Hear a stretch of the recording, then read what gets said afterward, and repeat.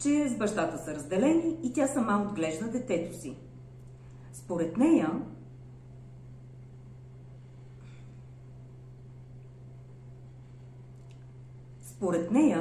това е причината за конфликтите в училище. Децата го дразнят на тази тема и то реагира спонтанно. Ох, не мога, Георги. Просто не мога. Страх от смъртта. Не бе, не ме е страх. Просто не ме е страх. Просто не знам, не ми излиза думите.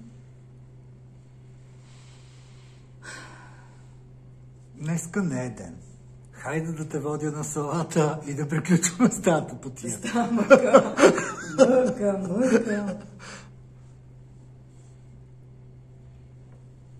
Изобщо не ме е страх, всичко е наред. В смисъл нямам...